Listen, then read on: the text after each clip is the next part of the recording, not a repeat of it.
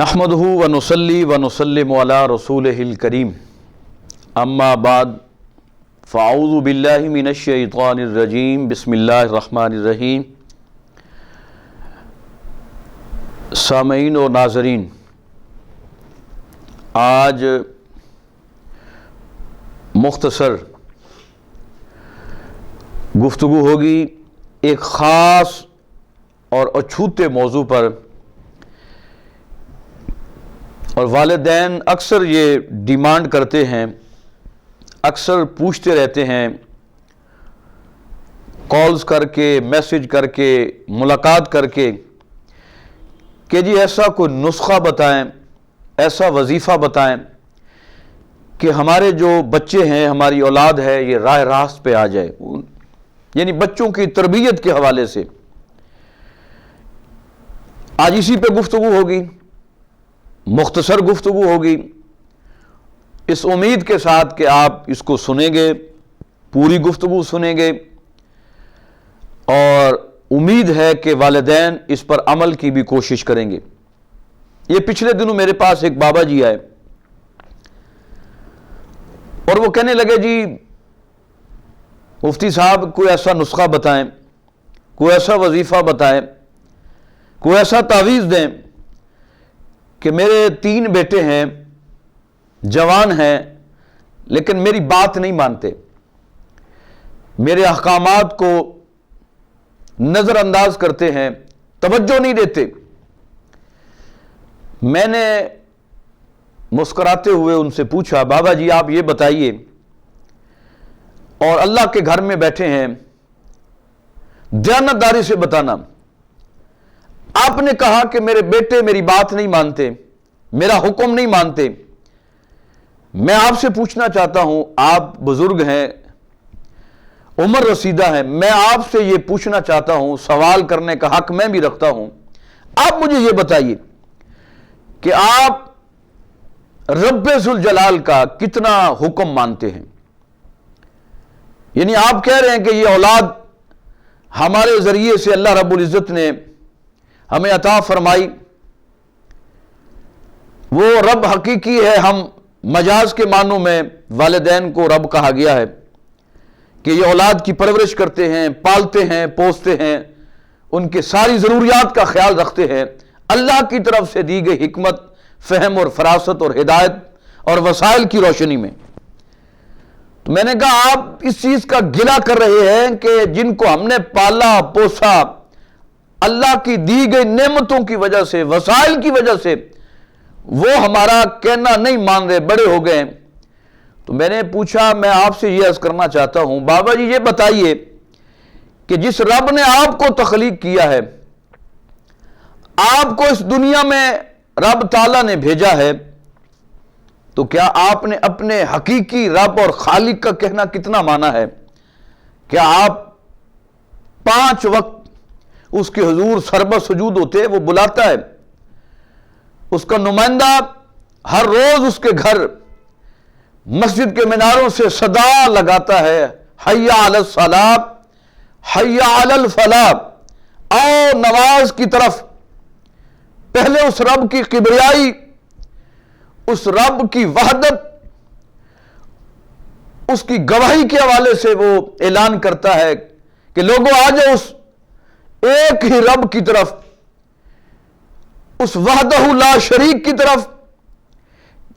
اور پھر جس نے محمد عربی صلی اللہ علیہ وسلم بھیج کر اس رب کی پہچان جس رسول نے کروائی، پھر وہ مؤذن کہتے ہیں حی علی الصلاۃ، آؤ نماز کی طرف، حی علی الفلاح، بھلائی کی طرف، فلاح کی طرف، کامیابی کی طرف۔ تو ہم کتنا اس کا حکم مانتے ہیں؟ میں نے کہا کوئی تعویذ نہیں ہے، کوئی اور وظیفہ نہیں ہے، کوئی اور دعا بھی نہیں میں آپ کے حوالے سے، لیکن ایک نسخہ بتا دیتا ہوں، عمل کرنا آپ کا کام ہے۔ پھر دیکھیے گا کہ آپ کی جو اولاد ہے وہ آپ کی کتنی فرما بردار ہوگی، آٹومیٹکلی انشاءاللہ اللہ تبارک و تعالیٰ ان کے دلوں میں یہ آپ کے ادب اور احترام کا نور داخل فرما دے گا۔ وہ حیران ہوئے کہ کیا نسخہ ہے؟ میں نے کہا بس آج کے بعد آپ وعدہ کریں اللہ کے گھر میں بیٹھ کے کہ انشاءاللہ تعالیٰ کوشش کریں گے، حتی الامکان مقدور بھر کوشش کریں گے کہ رب تعالیٰ کے احکامات کو اور اس کے محبوب کے احکامات کو ماننے کی کوشش، جدوجہد اور کاوش کریں گے۔ بس آج کے بعد آپ تہیہ کریں کہ میری نماز بھی کوئی قضا نہیں ہوگی، قرآن کی تلاوت کا بھی معمول بناؤں گا، اور رسول کریم صلی اللہ علیہ وسلم نے جن چیزوں سے قرآن کی روشنی میں اور اللہ کے احکامات کی روشنی میں مجھے بچنے کا حکم دیا ہے، میں اس سے بچوں گا، اور جن کے کرنے کا حکم دیا ہے میں وہ بجا لاؤں گا۔ وہ بابا جی دعا دے کے چلے گئے۔ کچھ دنوں کے بعد وہ بابا جی آئے، ان کے ہاتھ میں مٹھائی کا ڈبہ تھا۔ میں شاید یہ سمجھا کہ ہو سکتا ہے آج کل یہ بھی رواج ہوتا ہے کہ بابے تنگ آ کے، بچے دھیان نہیں دیتے، توجہ نہیں دیتے، بیوی فوت ہو گئی ہوتی ہے تو وہ دوسری شادی کر لیتے ہیں کہ چلو زندگی کا ایک سہارا ہو۔ میں نے کہا شاید بابا جی نے کوئی دوسری شادی کر لی ہے، بچوں سے تنگ تھے اور مٹھائی کا ڈبہ لے کے آئے، جی میں نے شادی کر لی ہے بچوں سے تنگ آ کے۔ خیر وہ آئے، ملے، سلام دعا کے بعد، خیر خیریت کے بعد کہنے لگے حضرت آپ کا وہ جو نسخہ تھا نا جی وہ بڑا کارآمد ثابت ہوا۔ میں نے الحمدللہ آپ سے وعدہ کر کے گیا تھا، میں نے کوشش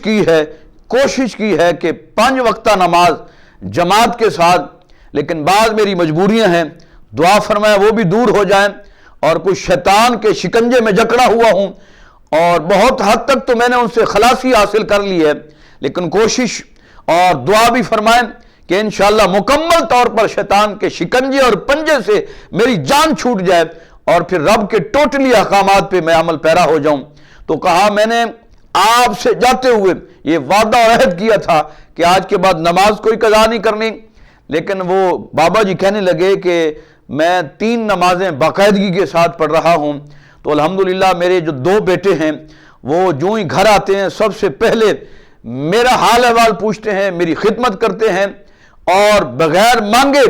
کیونکہ میں اب ریٹائر ہوں تو سارا جو مال ہے، دولت ہے میرے بیٹوں کے ہاتھ میں ہے، تو اب پہلے نہیں دیتے تھے خرچہ، اب بلا مانگے الحمدللہ جس چیز کی ضرورت ہوتی ہے، کبھی فروٹس لا رہے ہیں، کبھی میرے کھانے کے حوالے سے جو مجھے پسند چیزیں ہیں کبھی وہ لا رہے ہیں، کبھی گرمیوں کا، کبھی سردیوں کا سوٹ، کبھی تحفے تحائف کہ ابا جی آپ یہ بھی کھائیں، ابا جی یہ کھائیں۔ لوگ حیران ہیں، پریشان ہیں کہ پہلے پوچھتے نہیں تھے، اب الحمدللہ 2 بیٹے بالخصوص وہ ابا جی کہہ رہے ہیں۔ تو میں پھر سمجھا، میں نے کہا کہ جو حضرت نے بات کی تھی کہ جو اللہ کے احکامات کو مانتا ہے، پھر اللہ تبارک و تعالی انسانوں کے دلوں میں بھی اپنے بڑوں کا احترام اور ادب وہ ڈال دیتا ہے، ان کے حکموں کو ماننے کا جذبہ پیدا کر دیتا ہے۔ تو کہا میں نے 3 نمازیں پڑھی ہیں، 3 بیٹے تھے تو 2 کا الحمدللہ مجھے سیٹسفیکشن ہو گئی ہے کہ میرا احترام بھی کرتے ہیں، میری بات بھی مانتے ہیں، دعا کریں کہ تیسرا بیٹا بھی راہ راست پہ آ جائے۔ میں نے کہا جب آپ یہ 5 نمازیں مکمل کریں گے تو اللہ کی طرف سے انشاءاللہ تعالیٰ ایسا نور برسے گا، ایسی رحمت ہوگی کہ تینوں بیٹے انشاءاللہ مرتے دم تک آپ کی فرما برداری کریں گے، اور آپ کے احکامات جو ہیں حکموں کو ان کی تعمیل بھی کریں گے اور بجا لائیں گے۔ ہم یہ گلہ کرتے ہیں کہ جی ہماری اولاد ہمارے نقش قدم پہ کیوں نہیں ہے، بڑے بڑے اچھے لوگ بھی، اور اس میں کچھ علماء بھی جناب کہ جی ہم جو ہے نا جی اپنی اولاد کو اپنی ڈگر پہ لانا چاہتے ہیں، لیکن وہ نہیں ہے۔ اس کی مین وجہ کیا ہے؟ اس کی وجہ یہ ہے سامعین و ناظرین کہ ہمارے قول اور فعل میں تضاد ہے۔ ممبر رسول پہ بھی ہم بیٹھیں گے الا ماشاءاللہ، میں سب کو نہیں کہہ رہا، الحمدللہ بہت سارے ایسے علماء، بہت سارے ایسے پیر، بہت سارے ایسے خطیب، بہت سارے ایسے امام الحمدللہ با کردار ہے، ان کے قول اور فعل میں یکسانیت ہے، تضاد نہیں ہے، اور ان کے اندر جناب وہ جھول اور لچک بھی نہیں ہے۔ جو بات ممبر رسول پہ کہتے ہیں الحمدللہ وہی گھر میں بات کرتے ہیں، وہی مجمع میں کرتے ہیں، وہی سٹیج پہ کرتے ہیں، وہی ایوان میں کرتے ہیں، وہی کالج میں کرتے ہیں، وہی دفتر میں، وہی یونیورسٹی میں، وہی کسی مجمع عام میں وہی بات کرتے ہیں جو ممبر پہ کرتے ہیں، سرعام کرتے ہیں، اور حکمرانوں کے سامنے اور وقت کے وڈیروں کے سامنے الحمدللہ حق بات ڈٹ کے کہتے ہیں۔ ان کے اندر وہ تضاد نہیں ہوتا قول و فعل کے اندر۔ تو پھر صاف ظاہر ہے کہ جب گھر میں جاتے ہیں تو قول و فعل میں تضاد کی وجہ سے ان کی اولاد بھی دیکھتی ہے۔ میں ایک مثال دیتا ہوں، عام یہ رواج ہے، کسی نے دروازے پہ دستک دی، باپ گھر میں موجود ہوتا ہے، दस्तक दी, बाप ने किसी का कर्जा देना है या किसी से नहीं मिलना चाहता, कोई और वजह है, तो दस्तक दी, बेटे को बाप कहता है कि जाके दरवाजे पे आने वाले शख्स को, अंकल को ये कहो कि बाबा घर पे नहीं है। अब बाबा घर में है, अब्बा जी हुजूर घर में है, पापा जानी घर में है। बेटे को यह तरबियत दी जा रही है जो अभी शऊर की दहलीज पे कदम रख रहा है। अब वो सारी चीजें वाच कर रहा है कि मेरी मां क्या कर रही है, मेरा बाप क्या कर रहा है, मेरे मां बाप का आपस में सलूक क्या है, गुफ्तगू कैसी होती है, इनके लबो लहजे में, इनके तलफ़ुज़ में, इनके अदायगी कैसी होती है, ये कितना प्यार करते हैं, कितना हुस्न सलूक से रहते हैं, उसने अखलाक से रहते हैं। वो बच्चा जो शऊर की दहलीज पे कदम रख रहा होता है, अभी उसका शऊर नापुख्ता होता है, आहिस्ता आहिस्ता वो सारी चीजें वॉच कर रहा होता है, बड़े ध्यान से वो सारी चीजें देखता है। तो वो फिर अपने ज़हन में बिठा लेता है, वो कहता है अच्छा अब्बा जी कह रहे हैं कि अब्बा जी घर पे नहीं है। वो बाहर जाके कितना वो सादा सा बच्चा,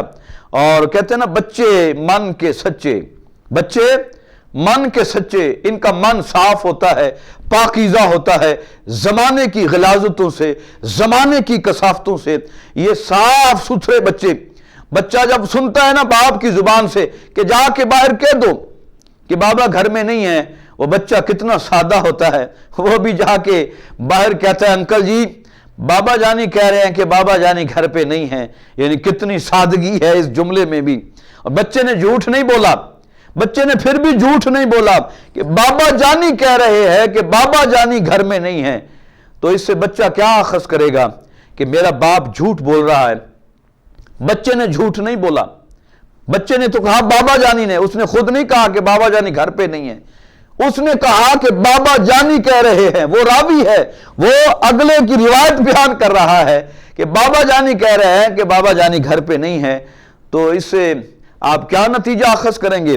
कि हमारी औलाद की बेहतर तरबियत होगी। हम उसकी इस नहज पे तरबियत कर रहे हैं। जब बच्चों को झूठ सिखाएंगे,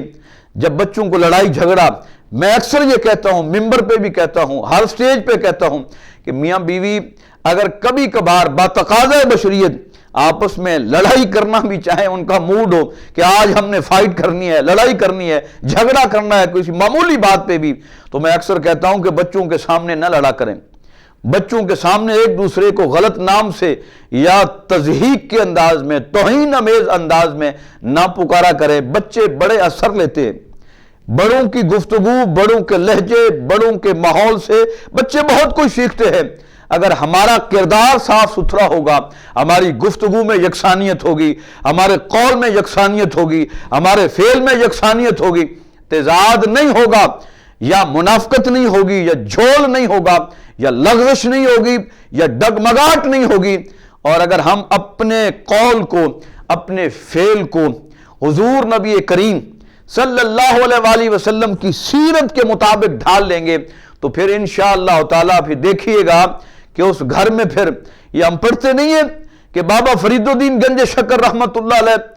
आपकी माँ रास्ती बीबी ने, सुभान अल्लाह, हजरत सुल्तान बहू रहमतुल्लाह अलैह हैं जी, जिनकी माँ रास्ती बीबी ने अपने बेटे की तरबियत इस नहज पर की थी कि कभी लुकमा हराम भी उनके पेट के अंदर नहीं जाने दिया। और फिर बाबा फरीदुद्दीन गंज शकर रहमतुल्लाह अलैह की माँ, सुभान अल्लाह, कि जिन्होंने बेटे को यह तरबियत दी थी कि बेटा आपने रोजाना मुसल्ले पे खड़े होके रब की नमाज, रब की बंदगी का फरीजा सर अंजाम देना है। बच्चे थे साहब ज़हरे, पूछा माँ अगर मैं रब का ये काम करूंगा, आपका हुक्म मान के मुसल्ले पे खड़ा हो जाऊंगा, नमाज शुरू कर दूंगा, तो मुझे इनाम क्या मिलेगा? तो माँ ने कहा जब नमाज से फारिग हुआ कर तो ये जो मुसल्ले का पल्लू है ये उठा के देखना, ये जाए नमाज का पल्लू, इसके अंदर शक्कर तुम्हें मिला करेगी। उस दौर में शक्कर बड़ी नेमत होती थी, अब तो चीनी भी बड़ी महंगी हो गई है और शक्कर भी ये पहुंच से दूर है, मिल भी जाए तो खालिस नहीं मिलती। ये भी इस कौम का अलमिया है कि इस दौर के अंदर कोई चीज खालिस नहीं है। इस पे अलग से गुफ्तगू होगी कि खालिस क्यों नहीं है, हमारे रवैये क्यों खराब हो गए, हमारे किरदार के अंदर ये झोल और लचक, गिलाजत और गंदगी कैसे पैदा हो गई। बच्चे ने शुरू कर दी नमाज, हर रोज शक्कर माँ रख देती। एक मरतबा ऐसा हुआ कि माँ किसी काम के लिए बाहर गई, بیٹا گھر میں آیا، نماز کا وقت ہوا، اس نے وضو کیا بابا فرید نے رحمت اللہ علیہ، مصلی پہ کھڑے ہو گئے۔ اب صاف ظاہر ہے ماں نے وہ شکر نہیں رکھی تھی، اب پریشان تھی، میں تو گھر سے باہر ہوں، آج فرید مصلی پہ ہوگا، نماز اس نے مکمل کی ہوگی۔ حسب روایت اور حسب ریت وہ جب مصلی کا پلو اٹھائے گا تو شکر تو میں نے رکھی نہیں، تو پھر وہ سمجھے گا کہ یہ میری ماں ہی رکھتی تھی، رب تو نہیں رکھتا تھا۔ تو ماں نے اسی جگہ بیٹھ کے کہا باری تعالیٰ میری عزت کی لاج رکھ لے، مہربانی فرما، کرم فرما، وہ تو کریم رب ہے نا جی، کریم ہے، وہ کر سکتا ہے، اس کو کہانی اور قصہ نہ سمجھیے گا، یہ رب کے تصرف میں ہے، یہ رب کی قدرت میں ہے، وہ کر سکتا ہے، وہ کریم ہے، وہ رحیم ہے، وہ مالک ہے، وہ خالق ہے، وہ سب کچھ کر سکتا ہے۔ تو پھر بابا فرید مصلی پہ کھڑے ہوئے، نماز مکمل کی حسب روایت،